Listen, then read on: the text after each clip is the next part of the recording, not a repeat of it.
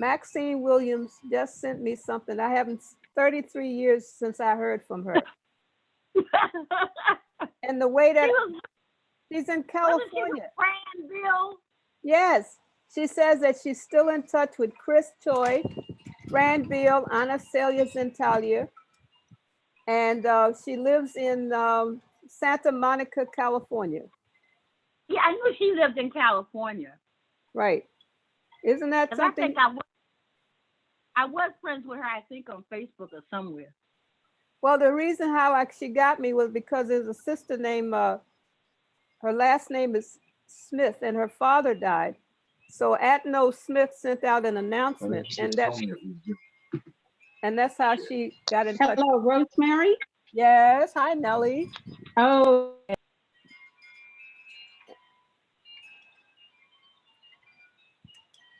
Oh. Hi, Nellie. Nellie? And this is fine. We don't need anything else as long as we have voice. As long as we have Nellie, you're fading out. You're cutting out, Nellie. Okay. Well, I'm going to have to. But now you're okay. Is this better? Is the reception better? Mm-hmm. Yes. Okay. I was get one place and sit down. Don't move around. No, I wasn't moving around. Okay, ladies. Ladies, start the show. Start the show right now. Go ahead, Nellie, start. Can you start with Nina Simone? Start the show, Nellie. Start. Okay, yes, all right. Just give me a second. I'll play your Nina Simone. Give me a second.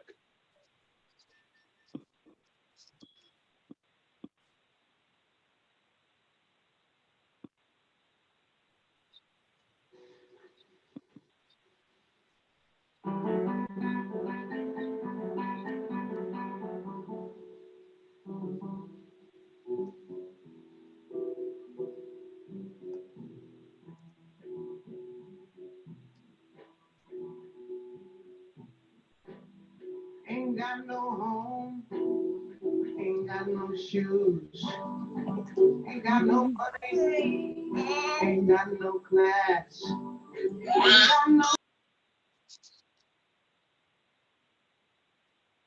Hello? Hello?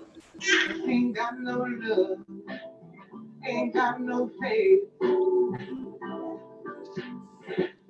I ain't got no culture, ain't got no mother, ain't got no father, ain't got no brother, ain't got no children, ain't got no aunts, ain't got no uncles, ain't got no love, ain't got no mind. I ain't got no country, ain't got no schooling, ain't got no friends, ain't got no nothing, ain't got no water, ain't got no air, ain't got no smoke, ain't got no kitchen, ain't got no water, ain't got no love, ain't got no faith, ain't got no God. Ain't got no wine, ain't got no money, ain't got no bed, ain't got no God, ain't got no love. And what about God? I don't know anywhere. What about God? Nobody can take away. I got my hair, I got my head, my legs, got my head, got my eyes, got my nose, got my mouth. I got my legs. I got my arms, got my head, got my feet, got my legs, got my feet, got my toes, got my liver, got my blood, I got life. I got life. I got everything and bad times for you like you.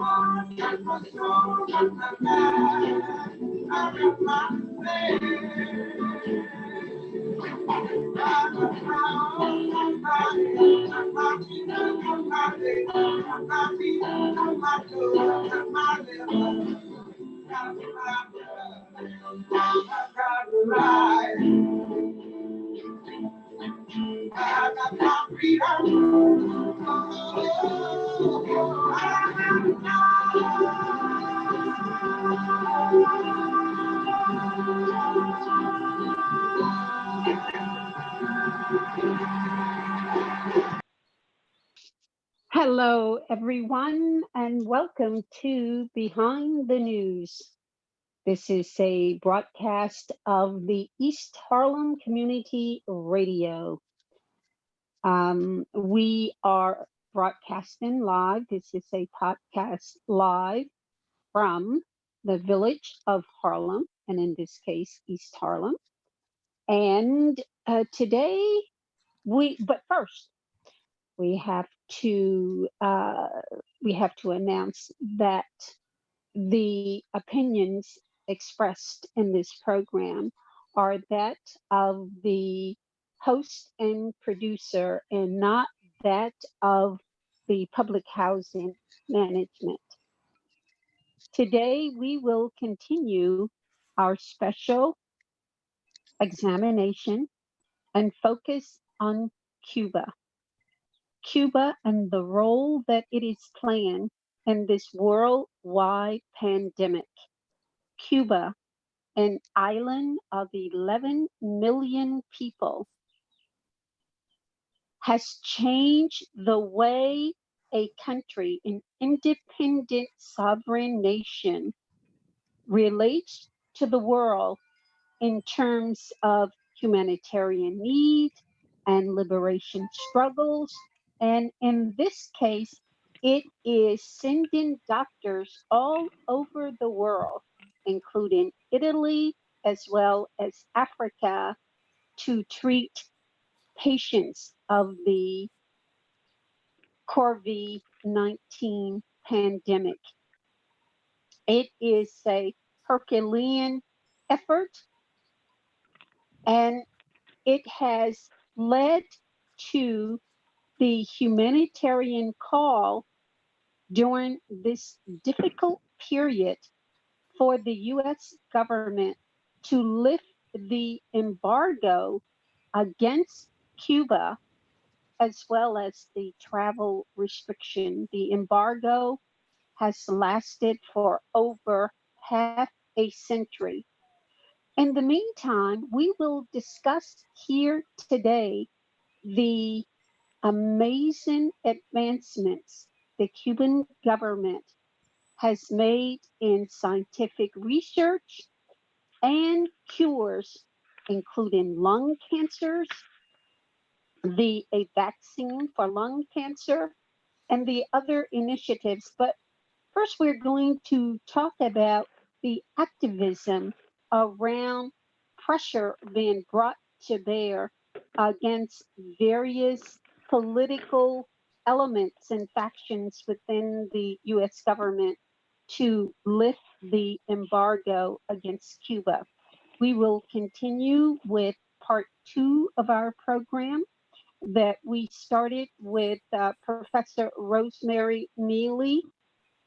She is a writer, author, activist. Among her many publications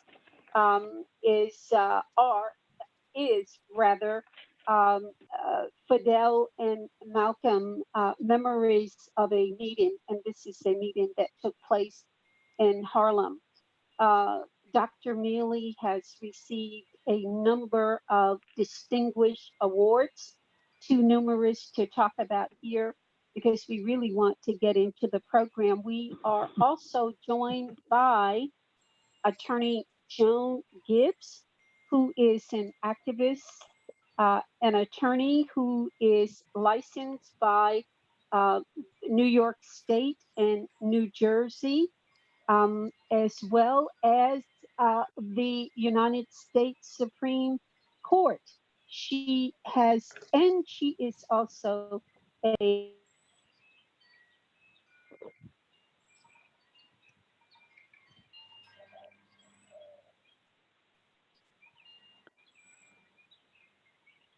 Hi, Nellie, what happened? Hello? Yeah, we don't know. I mean, that's the engineer's got to figure it out. Nellie turned off her microphone. Oh, So I'm gonna unmute her. okay, That might help. okay. Okay. She's probably still chatting. Right.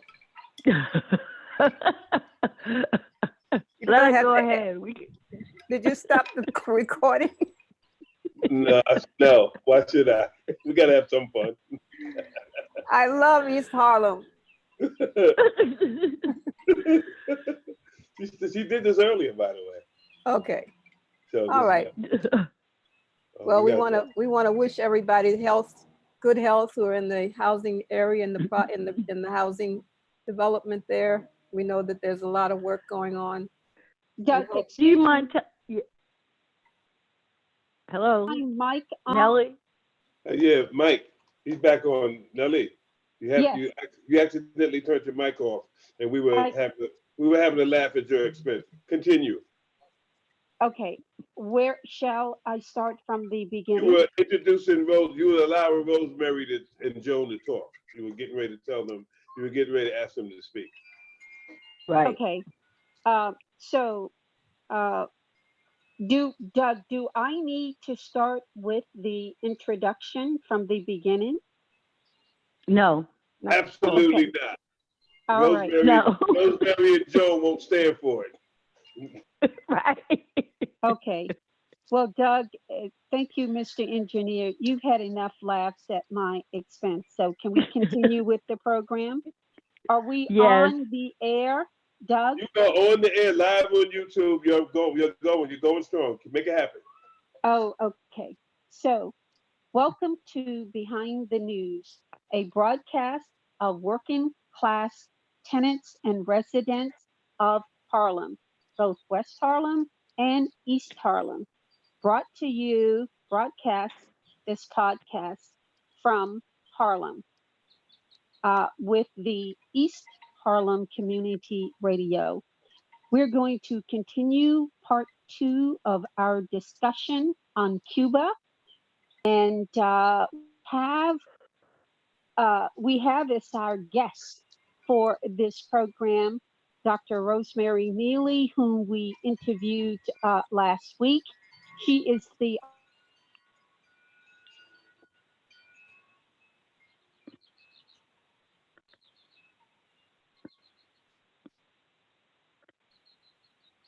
Hello.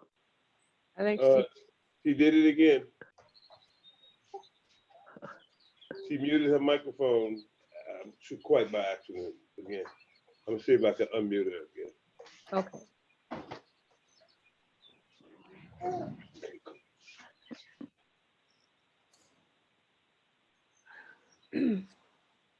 Okay, Rosemary, while we get her microphone, why don't you just go ahead on and start with your presentation, seeing as you was on already last week, so you know what you're gonna say. Start my program. If you don't mind, I am not the mute button. I have the phone away from my face, so I don't know what the problem is. She just muted herself again. She's getting mad at us. You've muted your mic. Now, there you go, Nelly. You got it. I was not muting them. Doug, if you don't mind, this is my program. This is my. I know that, Nelly. I know that. Respect. Okay, fine.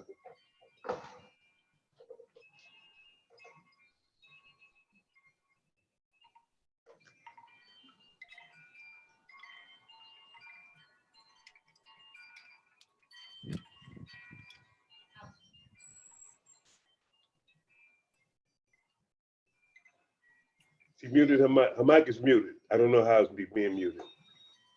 Just so you, Rosemary and Joan. I am back on. I am not hitting the mute button, Doug. We're not doing it here, so we don't know how it's happening. So I don't know how it's happening, but it's Okay, I'm going to hold the phone away from my ear. Can you hear me now? we hear you Yes. very clearly. Mhm. Okay, fine. So we will start the interview. We left off last week with an interview with Dr. Rosemary MEALY. We are joined in this interview with attorney Joan GIBBS. She is she is licensed to practice in the states of New York and New Jersey, as well as the United States Supreme Court. She is an activist of many, many years, having worked for the ACLU, as well as the Medgar Evers Center for Social Justice. So we're going to start our interview right now. So Dr. MEALY, we left off in our last interview with you talking about the Helms-Burton bill. And Attorney GIBBS, if you could join in at any time. Okay.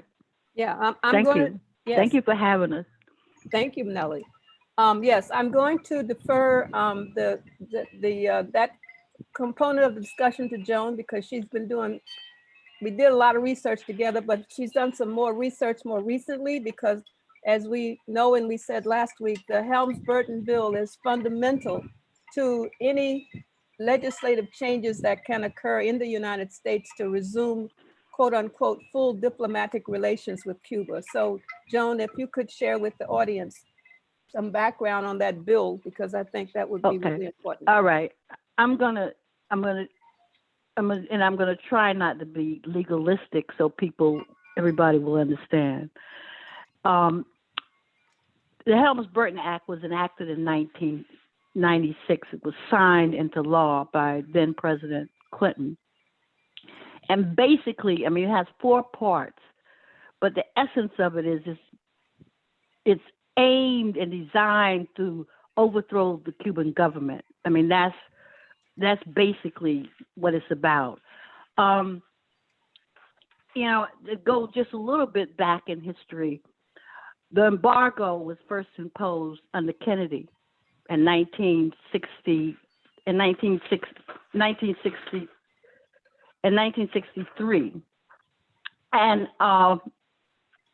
Kennedy, and Kennedy, you know, basically it was actually 1962, and he had a narrowly defined embargo at the outset.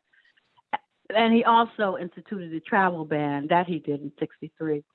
And so, you know, the situation stayed like that, basically, you know, until we come to the Helms-Burton, which codified for the first time into law the embargo, which is why the embargo now can only be lifted or ended by an act of Congress signed into law by the president. Now, what Trump did in 2019 was something that has never been done before. All the previous presidents, there's a provision of the Helms-Burton Act, which provides for it's Title III, which provides for U.S. nationals who own property in Cuba at the time of the revolution to sue in federal court. Now, historically, this provision had never, you know, all the other presidents had waived that, but then Trump decided to activate Title III. And so we have now a situation where people are bringing lawsuits.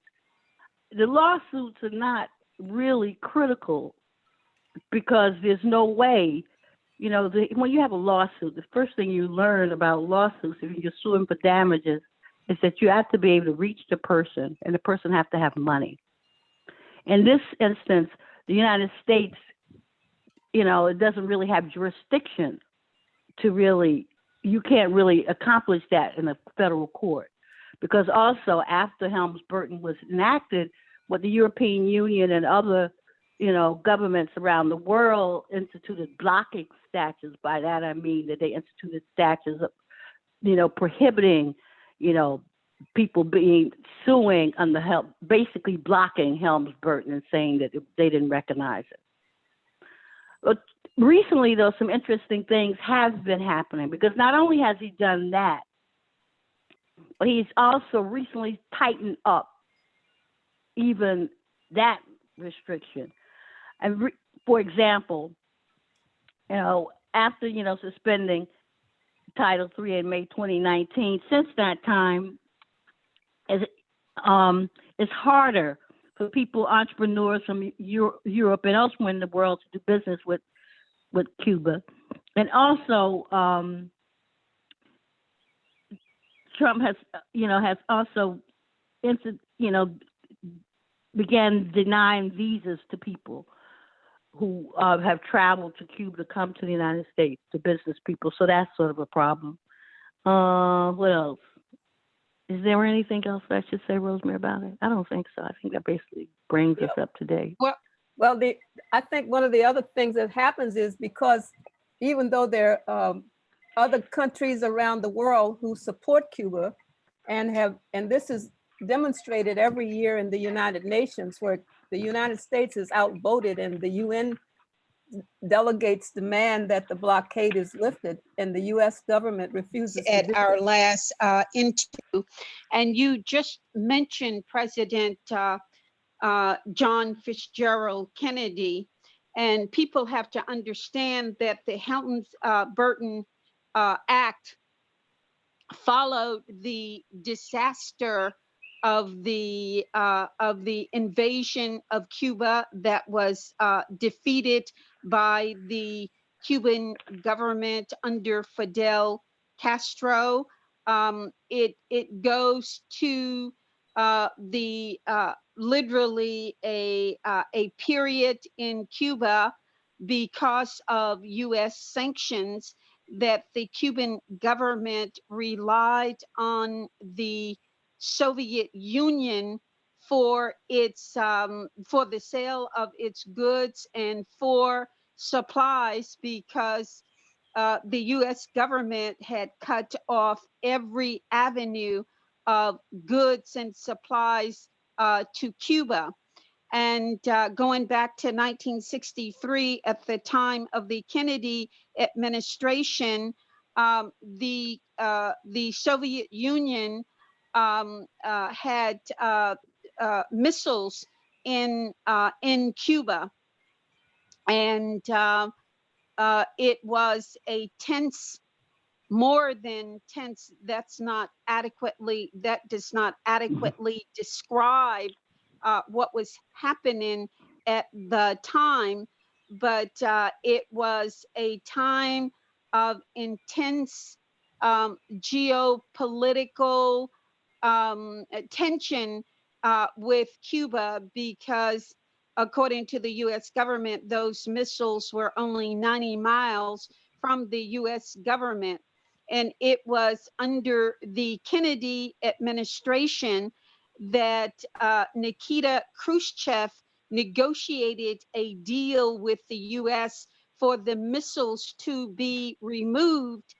But the other side of that was that the US would remove its missiles from Turkey.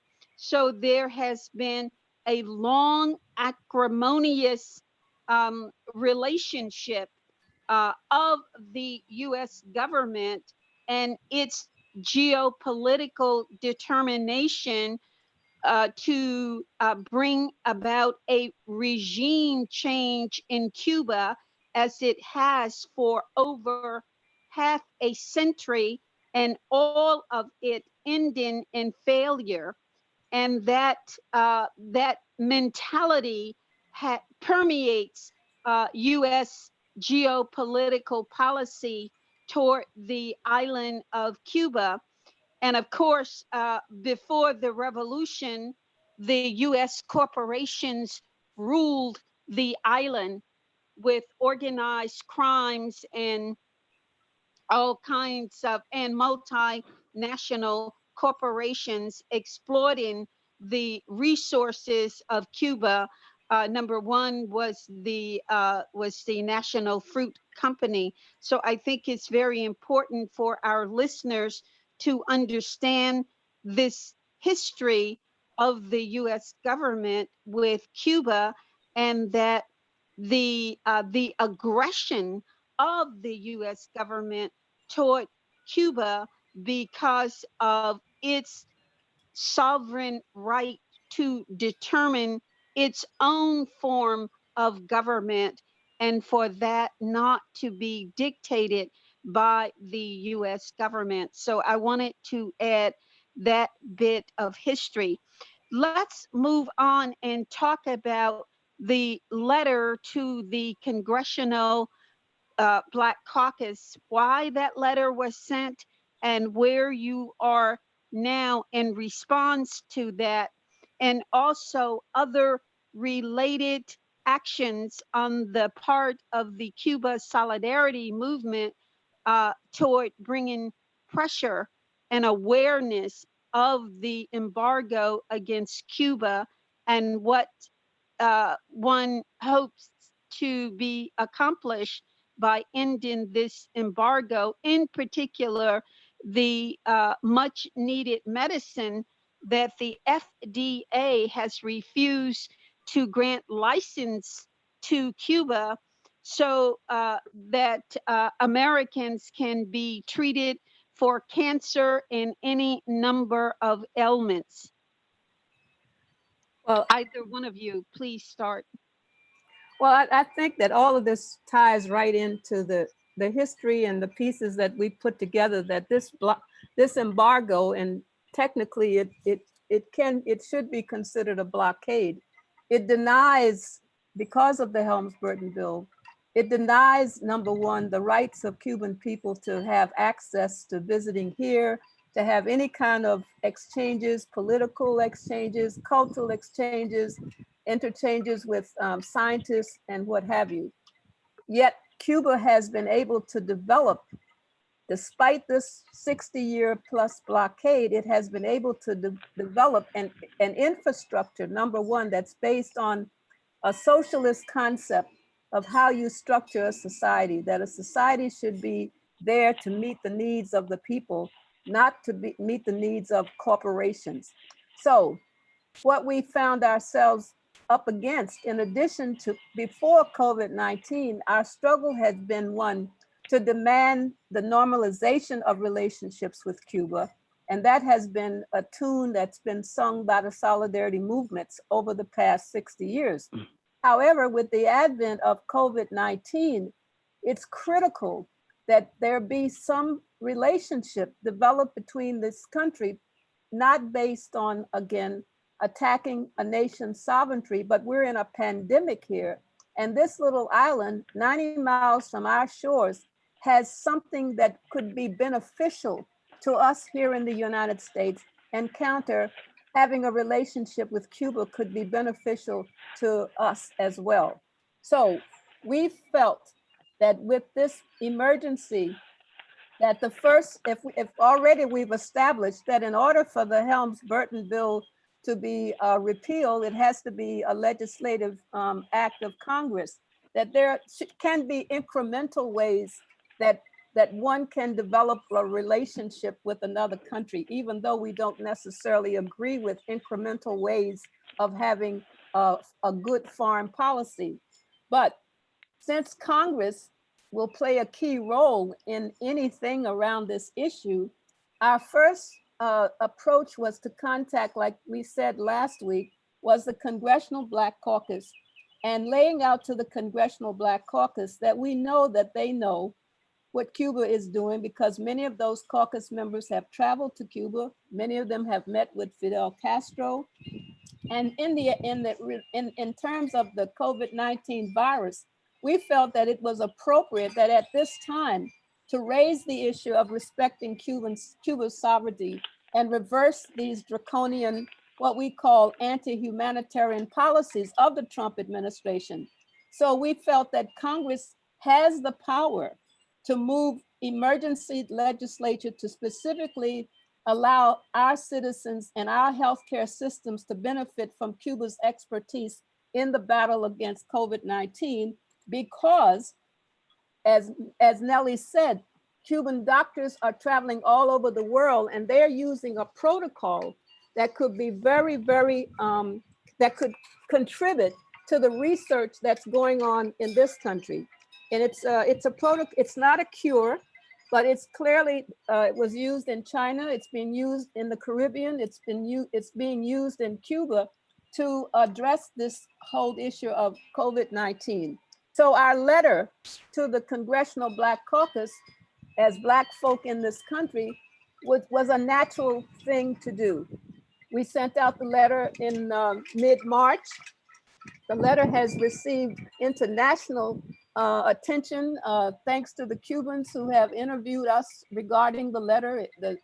Their television, their newscasts, their newspapers have really raised this issue because, like I said, there are friends in the Black Caucus who have traveled to Cuba. And so, but we have not heard from the Congressional Black Caucus on this issue.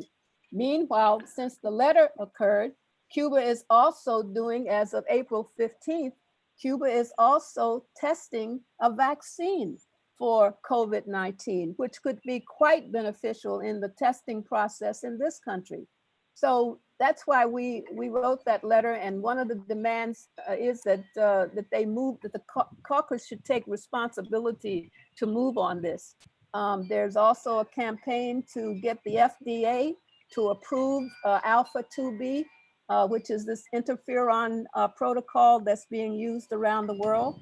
And so that's basically the activism that's being employed and initiated by us and aspects of the solidarity movement.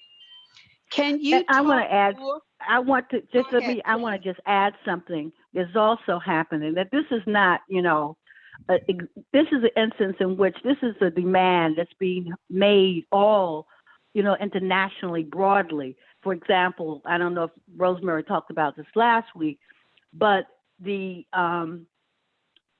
group of 77 nations in China, as well as the Secretary General of the UN, have called for the ending of all unilateral economic sanctions, because these sanctions impede nations' ability to really respond to COVID-19 in their own countries, and also to help people outside of it. And so they're essentially calling for the ending of sanctions against Venezuela, most notably Iran, and Zimbabwe, as well as Cuba.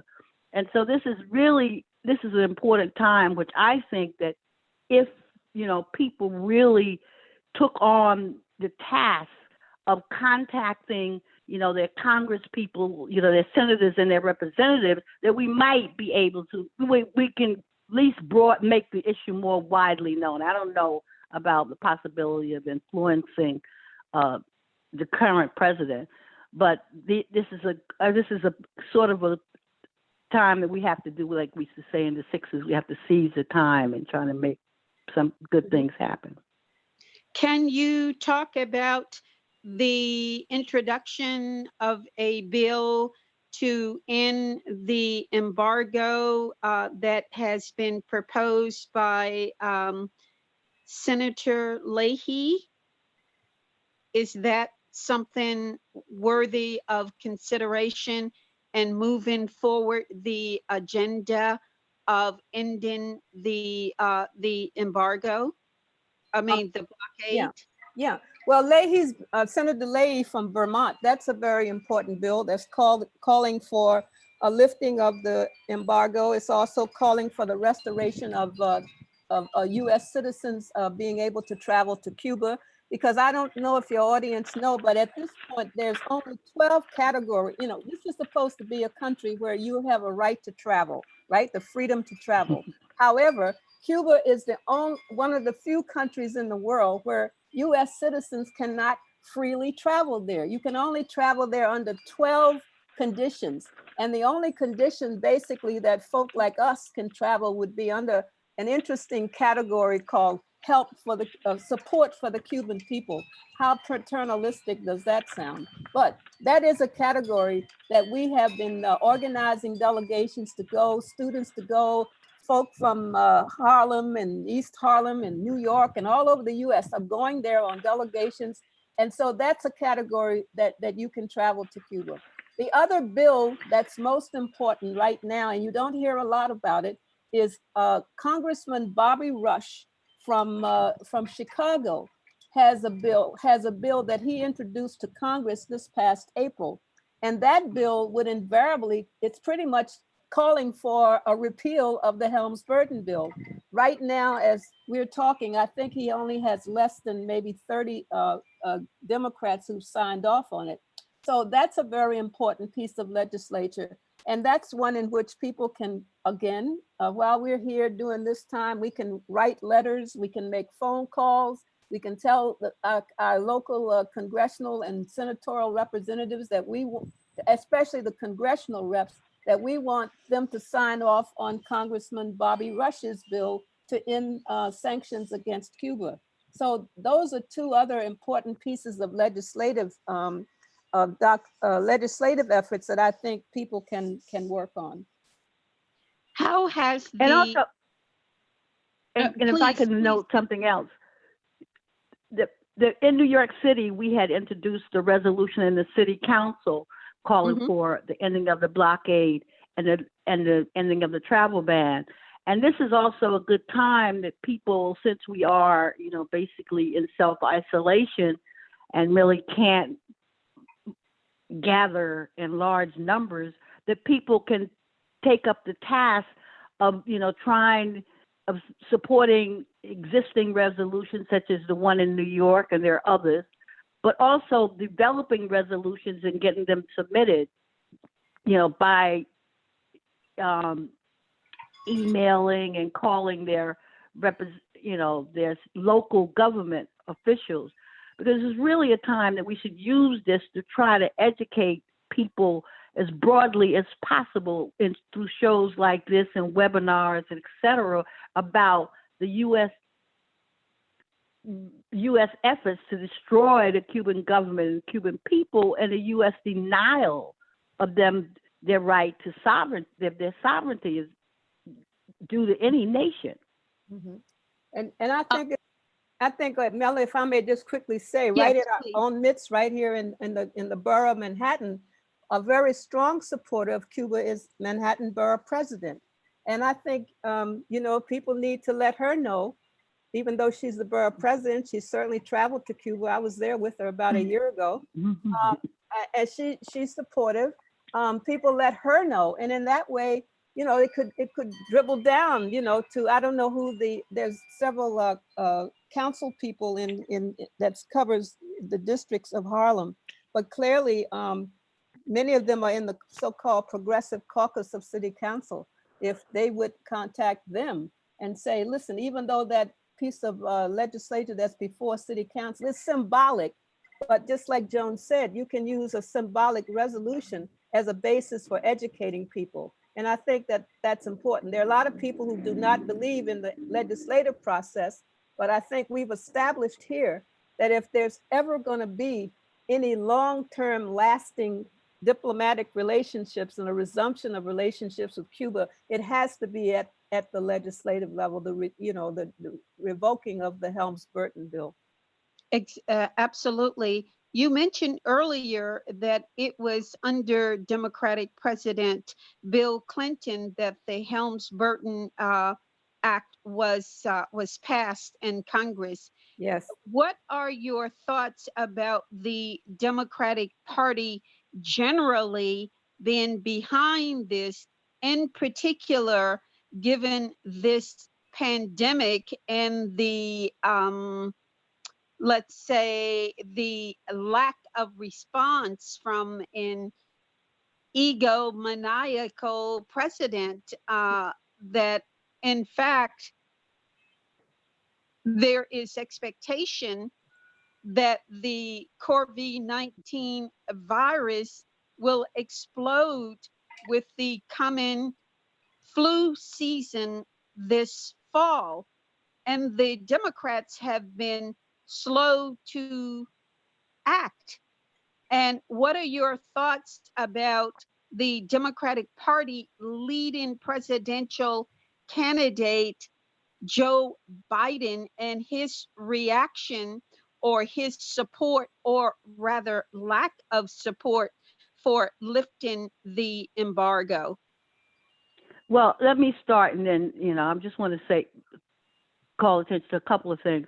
One, I don't know whether you remember it, and I think, my memory serves me correctly, that when this campaign began, this presidential campaign cycle began, all of the Democratic Party candidates, unless I'm wrong, supported the ending the blockade. Isn't that right, Rosemary? Yeah. Yes. All of them did. So now we have come down to where the presumptive nominee is Joe Biden.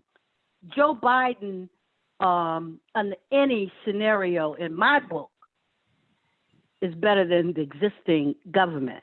Joe Biden was vice president at the time when Obama did the relaxation of the normal of the blockade. If you recall, that we could travel to Cuba, we could go. Basically, we could go on our own. I traveled a couple of times from Kennedy by myself without a tour. Had a great time. Now, I think I can still travel from Kennedy, but I can only go to Havana because Trump has canceled all flights to Cuba except into Havana. So I think, the question of the Democratic Party, I think the Democratic Party has not, the Democratic Party has its weaknesses. I mean, I will grant you that. And I think that there is always the question of, Florida, where people want to win Florida, and some people think that the only way to win Florida in an election is to pander to the dwindling Cuban population that's in Miami. But the dwindling, aging Cuban population, which has historically campaigned for, to invade Cuba, to kill Fidel Castro, but that's not a reality anymore. And I think we're going to see that in this election, that we're going to see that there's going to be changes. I think, actually, I heard the brother who's from the Antonio Mesa, Gomez, Yes. speak, and he talked about this. There's a change coming. So, I think there's that gives me hope that we can really pressure the Democratic Party in this period. I think because that Yeah, go ahead. No, I think that what happened during the Nellie laid out about the so-called Cuban Missile Crisis, but under Clinton, I mean, he caved in because of the anti-Cuban legislators in Congress that were Democrats. The anti-Cuban, the hardliners, and that's a known fact that it was really I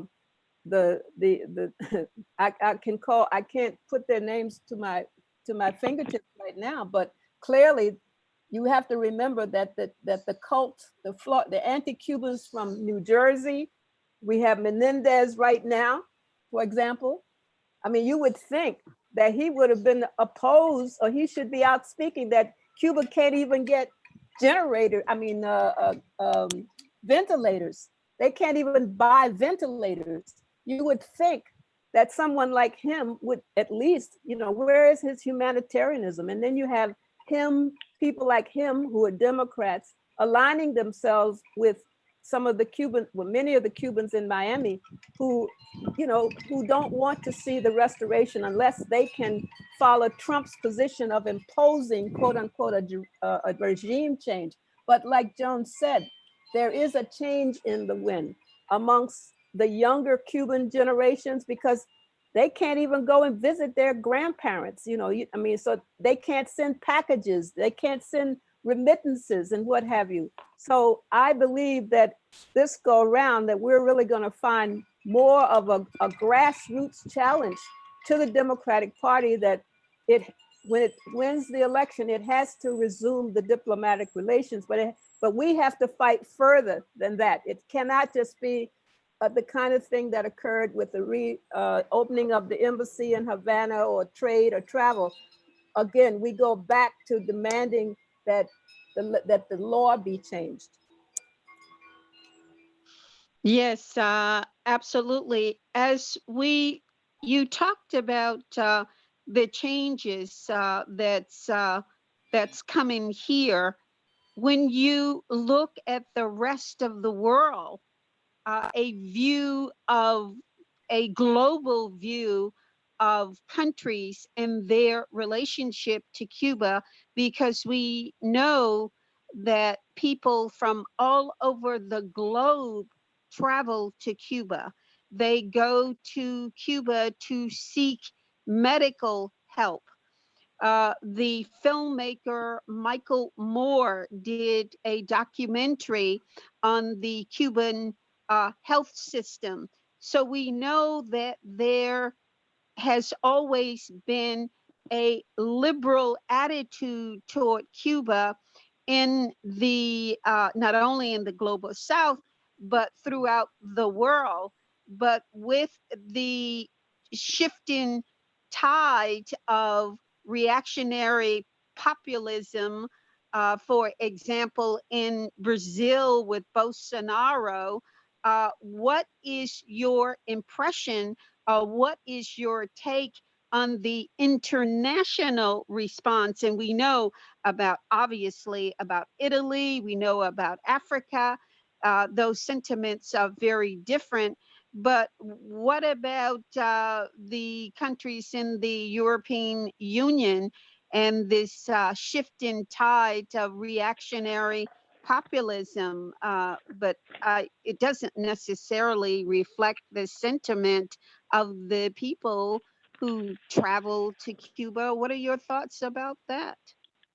Well, I just wanted to say something. In preparation for this program, I did a research around the European Union response. And one of the things that I found that was actually very inspiring to me, noteworthy, was that the European Union's envoy to Cuba, Alberto Navarro, who's from Spain, and he recently gave an interview in which he said, we consider the extraterritorial use of U.S. sanctions illegal and in violation of international law. And that has basically been, that's our position, and that has been the EU's official position.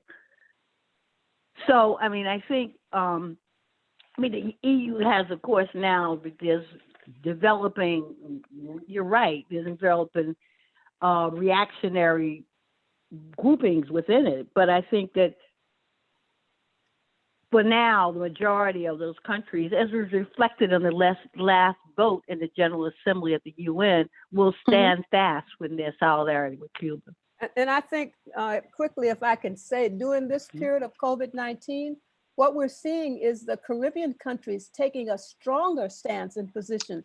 I mean, the United States, they've been telling them that they can't have those medical brigades like Trinidad, Tobago, Guyana. You can all down the line. The Caribbean countries are saying, look, we are a sovereign nation and you can't tell us what to do here. And the African nations, Angola, for example, we know the direction that it was going. As of yesterday, we found out that that Cuban healthcare professionals, most of them specialists in comprehensive general medicine, they began to arrive in the province of Angola to join the fight against COVID-19. So you have the African Union, which has clearly come out, and then you have the Caribbean nation. That shifts, to me, that shifts the global dynamic. It's almost like we haven't been a part of this discussion, but finally, there's been an insertion of, look, we are here, and I feel very positive about those two international happenings or diversions, or what you might want to call it, or shifts. And today the New York Times had a front page article discussing the question of the United States' role as the alleged superpower militarily and economically in the world. And that may be true, but countries around the world are beginning to not look to or the United States for anything or respect the current government of the United States. It's isolated. And that's, yeah. it's isolated. And that is something that to me is a great development. I mean, I've watched it. It's been happening over a period of months, but I think after this, because they see the United States is great, wealthy country. You know, we always talk about the economy, the stock market, and they cannot protect its own people against a virus. The current administration delayed, when the World Health Organization said to them, we will send you a test. They wouldn't take the test. They were going to do it themselves. A lot of time was wasted, and which is why the epidemic in the United States is such that it is because of the Trump administration refusal to listen to the World Health Organization. Now they're blaming them, World Health Organization, for the problems of the United States. And so people see that. They see this, I think. Dr. Mealy? Yes, no, I agree totally with what she's saying. I mean, it's you know, like Malcolm said, the chickens are coming home to roost. Yes. Mm-hmm. Absolutely. Come home to roost. And we have to seize this moment, and we're in it's a very interesting time, because what do we have to work with right now but the technology in order to get out this information and to counter the negativity. I mean, you should see the negative stuff that's coming out, the Trump administration, the Republican committees sending out all these crazy emails to people that they're forwarding with their lies and untruths. And I tell people, when you get something that's crazy, go to the website, go to YouTube and find out who else is in line in the columns with that YouTube. It'll show you, because you'll see that it's the Republican parties. It's all the those who putting out to our people. First, you know, it was that Black folk couldn't get COVID-19. You know, then we've heard that circulated. You know, people put that out. You know, and then, you know, we hear that that there's all these conspiracy theorists, you know, out there, and without our searching for information, like your program is so critical, so important. They need them in every housing compound, you know, because this is how the truth gets to the base, and that's what's important. And we really appreciate your inviting us on to be able to talk so freely about this, and that is, you know, there's no gaps on our mouths to be able to say what we see as truth. Let's Right. talk about the upcoming webinar of IFCO that will deal with the issue of the pandemic and race. Can you talk about that? Yes, we're right in the, thank you, Nellie. We're right in the process of finalizing the leaflet, the flyer to put up. We had to move it. It's going to come up next Wednesday night at 7 p.m. And right now, we'll be sending out the information about it. We've gotten some very important individuals who will be talking on this webinar. We have doctors who were trained in Cuba on full scholarship and have returned to this country with no debt. There'll be a whole report on that. We'll have speakers from Cuba. We'll have students from Cuba. We'll have public health experts. We just got and I think I can say this, we just got the confirmation that the former former head of the health, New York City Department of, the commissioner for New York City Department of Health will be on, because she had a lot of criticisms to begin with how the healthcare system in New York was structured. So we'll have guests from there. We'll have organizers from who are working at the ground level on here. And then, you know, we'll share with people things that they can do. Now, IFCO, the Interreligious Foundation for Community Organization, which is a Harlem-based organization, has been doing work around Cuba and global work and domestic work. We're having this webinar. So as soon as the flyer is ready, Nellie, I'll send it to you. Naturally, you're on them, but I'll specifically send it to you so that you can send it out to your networks. And we want to get people, because we're focusing on COVID-19 and the impact that it's having in the Black community, which is really important, and what needs to be done. You know, what are some of the new policy areas that we need to look at? How do we need to reorganize the healthcare system? I mean, how do we restructure the whole system is really the broader question. But in that context, what do we need to be doing now? Because this thing is not over. And we understand that it's going to go on for a long time. There's going to be issues of feeding, you know, where's the food going to come from? We'll have a food crisis, and folks in the environmental movement have been talking about this. The food crisis, the whole question of, in addition to the health issues, what's going to happen with education?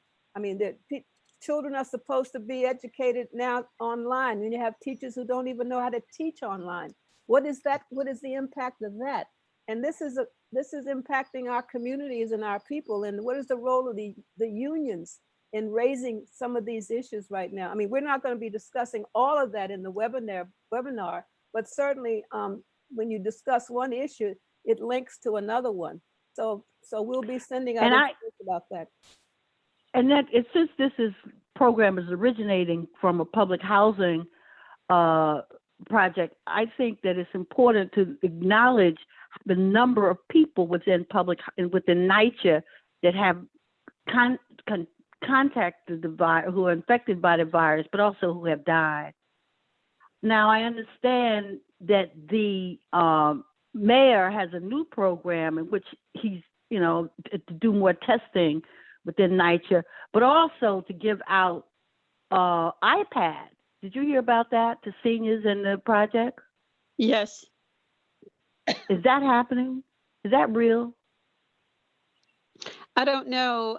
From my personal experience, I have found that announcements and pronouncements from this neoliberal government here in New York City under Mayor de Blasio are two different things. The announcement is very different from the actual practice and carrying out what they say is going to be the case.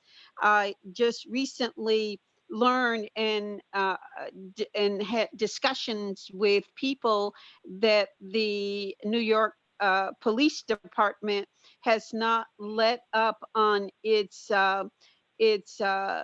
broken windows policing, and in fact, the NYPD, it seems as if they may even have a quota, have issued summons and even some arrests from people who do not have masks and who are not practicing social distancing. So things have not changed in terms of the criminalization of Black communities throughout New York City. Okay.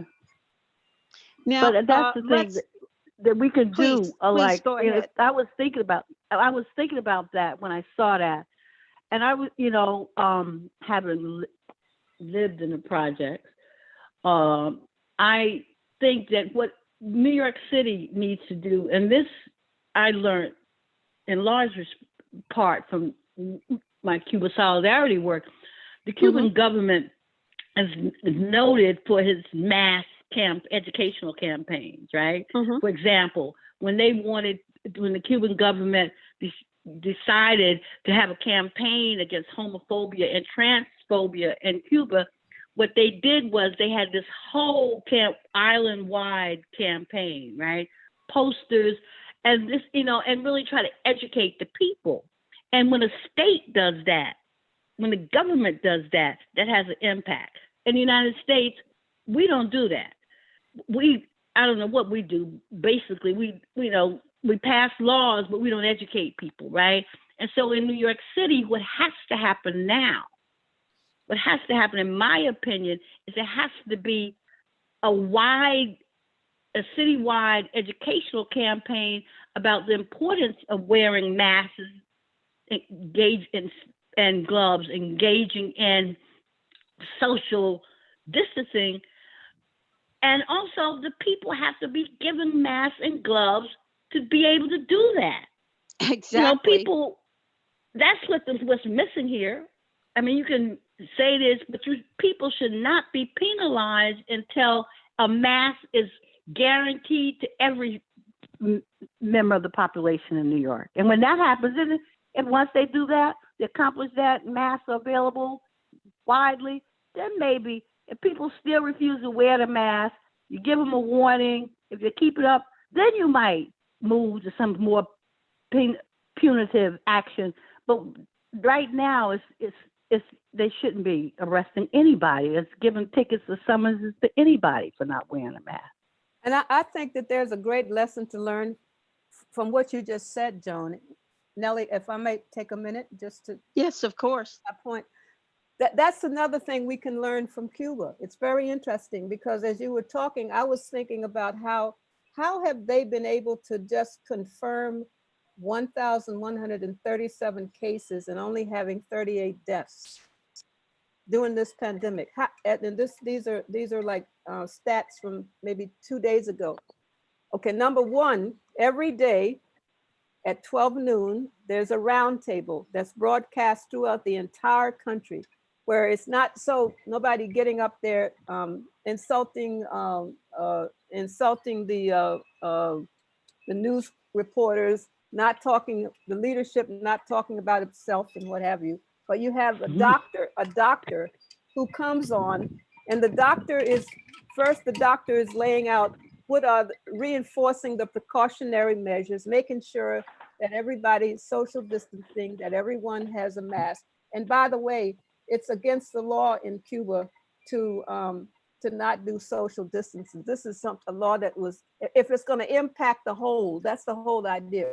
What's going to impact the whole, not the individual, So, okay, so now that's one thing. You have every day at noontime, the people can expect, number one, a truthful data on the number of cases, the number of people that have been cured, the number of people that are in isolation, the number of people that have passed, presente, and the number of cases that are suspect.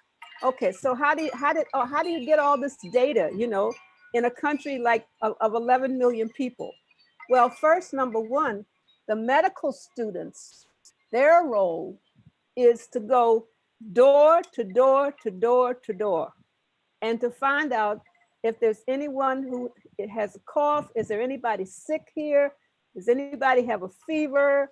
To get a sense of what's going on in the neighborhood, every neighborhood. So the health system knows people who are at risk, who needs help, A, B, C, and D, right? They're using medical students to do that. They're helping to compile the data. And that's how they're able to have these figures by 12 noon every day. You see what I'm saying? That's something we could learn. That's something we could learn from that, how that system is structured. I mean, we know this country is not going to change from the economically the way it is right now, but certainly there are things that we can learn. Okay, so that's one thing. The second thing that happens is when people go out shopping, they have to have on their mask. There has to be distancing when they go to the store, and then they have a whole system where if you can't get out, then each neighborhood knows what elderly needs are. You see what I'm saying? So it's about it's all about how you deal with humanity. And that's so fundamental, to how you take care of your society. And we don't see that here. We have a president that's been pushing a drug that's killing people, I mean, and that's that. He should be tried for war crimes. He's talking about it's a war. He should be tried for war crimes. I even wrote that someplace because it's criminal what we see happening. And just like if each housing project does not have mask, gloves,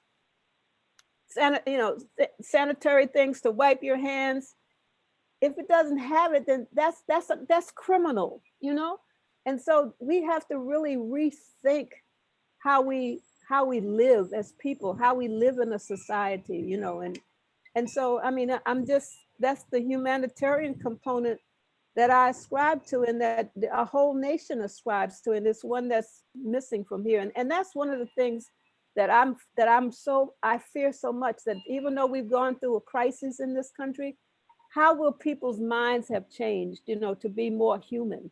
You know, when you have a leader who's calling for war against states that are not, because they're democratic states, he's calling for militias to actually be out there to just go rough, you know, to ride roughshod like Jesse James or something.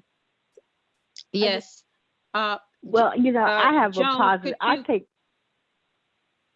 Joan, could you comment on the war crime accusation leveled against the U.S. government, not only with respect to Iran, but other nations using sanctions to not allow critical supplies and protective gear and medication into this country, and into sovereign nations. And we know that Iran has been hit pretty hard. Okay.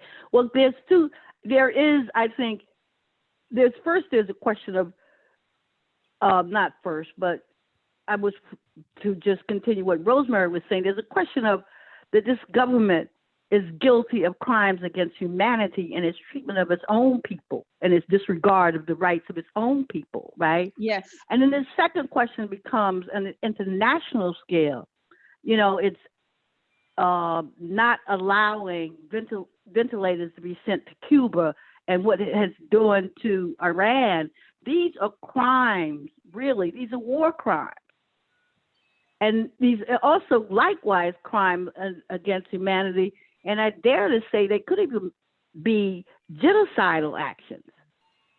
Because, I mean, particularly in the case of Iran, you begin with the fact that for absolutely no reason, in my opinion, I mean, if people disagree, they're welcome to it. But that Trump, one of his first acts was to end the Iran nuclear agreement. He did it, people say, because Obama had negotiated, but it wasn't Obama. There were several other nations. I think there were 8 nations who engaged in that agreement. Iran was in accordance with the agreement, and then what did they do? They revoked it. And so ever since then, they have constantly been aggressive toward Iran. And so now Iran is in the situation where there is apparently, you know, massive infections in the country, and they can't get goods that they need. And the same is also true of countries like Zimbabwe. Or, yes. You know, Cuba is in a unique position because Cuba has unlike Iran, I guess, and then like Zimbabwe, Cuba, oh no, it's also a smaller nation, but it has a infrastructure, public health infrastructure that it can rely on. But the other nations don't. And the United States, what they're doing is essentially, in my opinion, I think is at best the crimes against humanity, and at worst is genocide, because that's what it's going to result. Well, yeah, let's just take the Haitian question. I mean, here we have all these immigrants who are non-documented workers who've been picked up by ICE.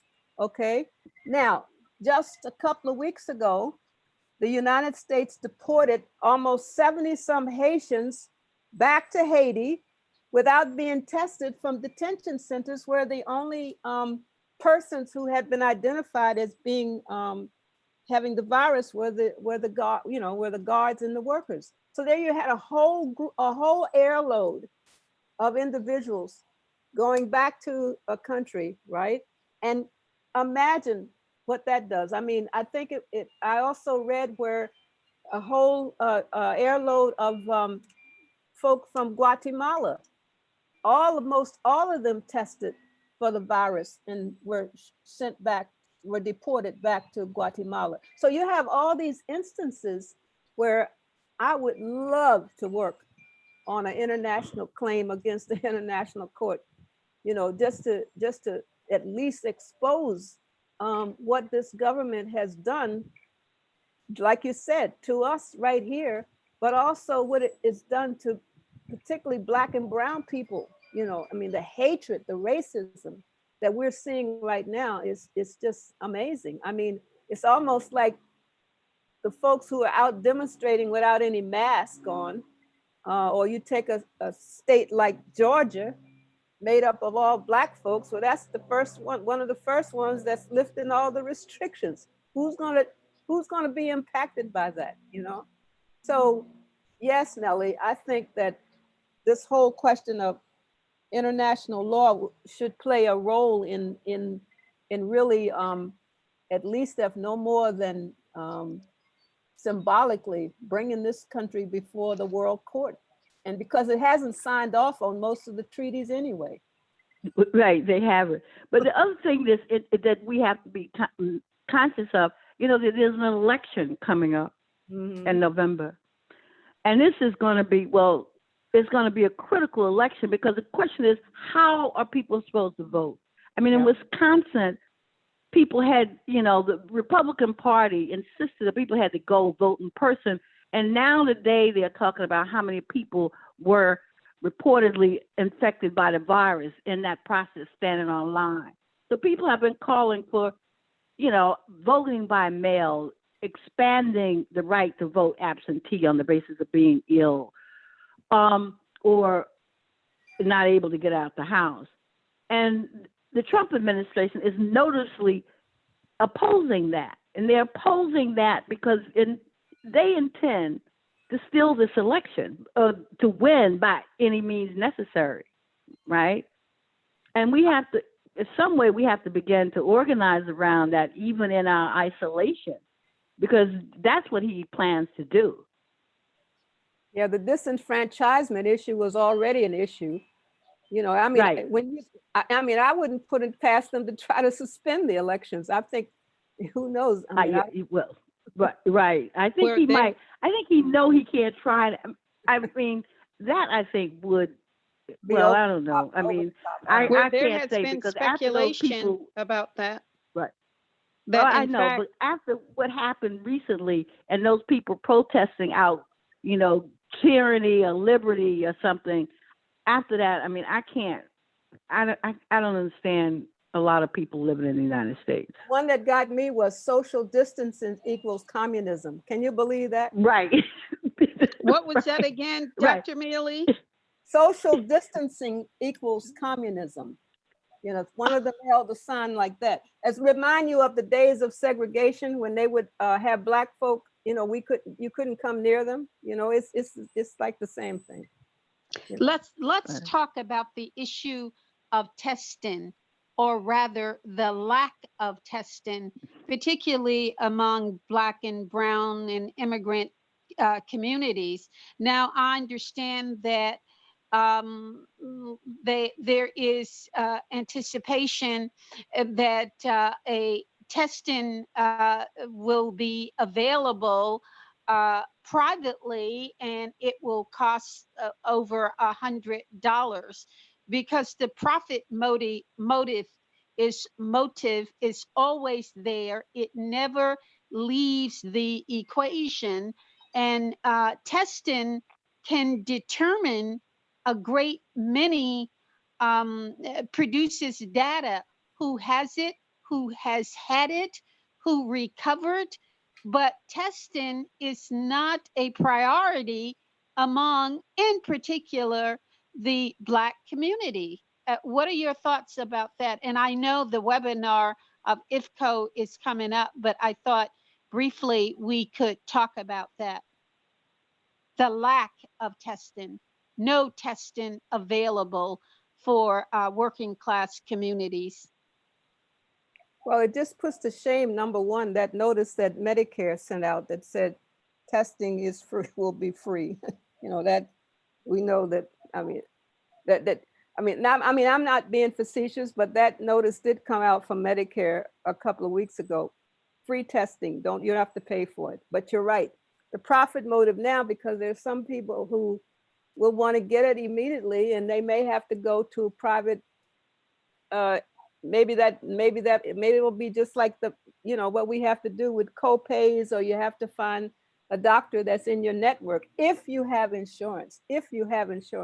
Exactly. But let's just assume that you don't have insurance. I think I mean, I'm only going by what I'm hearing, that I mean, you hear the reports from Cuomo every day when he gives his report, the governors are demanding that they don't have enough test kits. And that's the issue. I mean, so what do we do now? I mean, but you're raising the question, even if we had them, would they be available to everybody? Exactly. Well, that's the first because they don't have the capacity to test everybody. I mean, they just don't. They don't have the capacity, and they apparently, in this great country with all these resources, they can't get the capacity, or they're not able to, and that I don't really understand, because I watched the news, and a couple of weeks ago there was this new machine that the Trump showed, that oh yeah, I saw you that. did the test that was almost, it was a short period of time. It was a small little machine. They were supposed to be producing 50,000. I mean, what happened to that?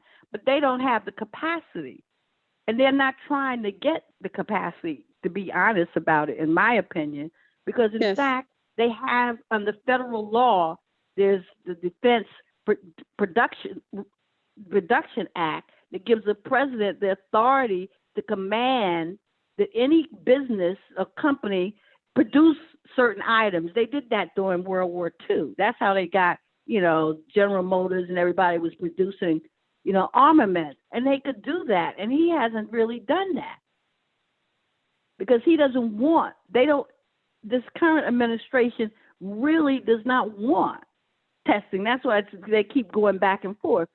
Cuomo goes down there. He says one day the federal government is responsible. Then he says that the governors are responsible. But where is the money for these tests supposed to come from? And how they're supposed to be produced and distributed? Right. Let's talk about that very issue. Who pays for this? Where does the money come from? Now, we have a Congress of both parties, this duopoly, Republicans as well as Democrats. And just a slight digression here, Nancy Pelosi, from her $30 million gated mansion in San Francisco, was on a late night program displaying her gourmet ice cream. Now, when you look at the issue of who pays for this, where does it come from? But we have both parties voted for $780 billion, more than what Trump asked for the US military. Then why are some folks asking the question, who pays for this? Not only to mention the hidden corporate entitlements in these bailout packages of $2 trillion, which is going to corporations and not really small businesses. So why, and I guess I'm asking this, the progressive movement is not seizing on universal health care, not Medicare, which we know is not free, but universal health care. What Conyers talked about, that seems to be dead in the water. And then finally, I wanted to talk about former President Barack Obama, but why are we not discussing who pays for this, which is the government, and cutting the military budget in half? Almost 800 trillion, $800 billion could you address that? Could you talk about that, please? Before we go, how much time do, when do we end? Oh, we have, I think about, we have about 15 more minutes and then we will end. Well, Is that good for you folks? Yes, that's fine. Okay. Well, Go ahead. You want to start, Rosemary? No, you start. You go ahead. I need. Well, the question is, Nellie, is who pays? Of course, the government has to pay for it. The government has the money. We all know they have the money, right? They have the money. I mean, what's been really, the military has all this money, but what's one of the things that this epidemic has exposed is the lack of regard the U.S. has for its military personnel, right? I mean, you had the guy on the ship Crozer who was trying to trying to get somebody to come and help them on this Navy ship. And finally, he was dismissed because, they said because he issued a letter publicly. And so they really don't care even about their military people, right? And I think that this will foster the discussion of, universal health care. I mean, I don't know if it will be achieved because I think that requires a lot more work than we have been doing. Because I think what they're going to do, and then what they have said, that they will pay for treatment for the COVID treatments. They will pay for that. If I'm not mistaken, they're going to pay for that. But what about the other? People need treatment for other things. In fact, it's now been shown that people who have hypertension, diabetes, and heart disease are at greater risk of not only contracting COVID-19, but of dying from it. And those illnesses, likewise, they need to be treated freely. And so that's the discussion that we have to have. I mean, we have to say, it's not just enough for you to say you're going to pay for testing, and you're going to pay for treatment for COVID-19 infections. You have to provide it for all. Exactly. You understand me? Yeah, I was a little off on our time. I'm afraid we're going to have to end our rather long interview now.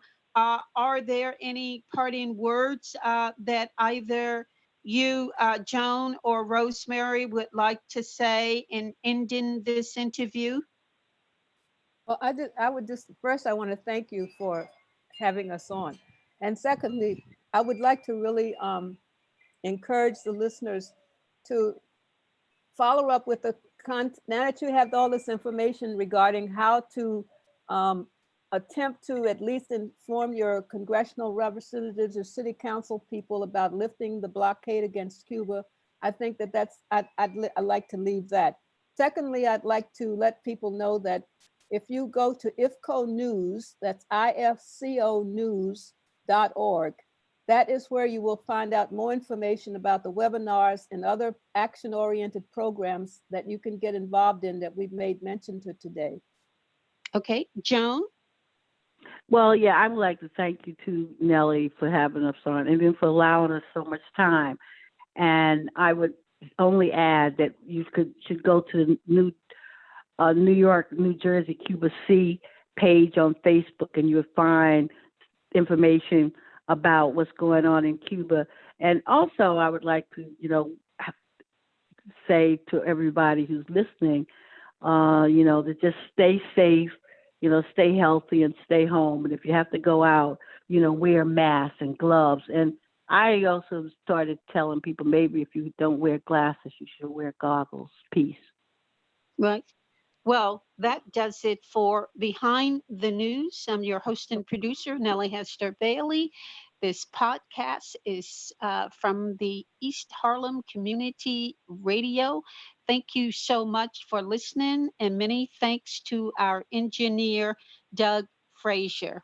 Thank you so much. Peace and solidarity, everyone.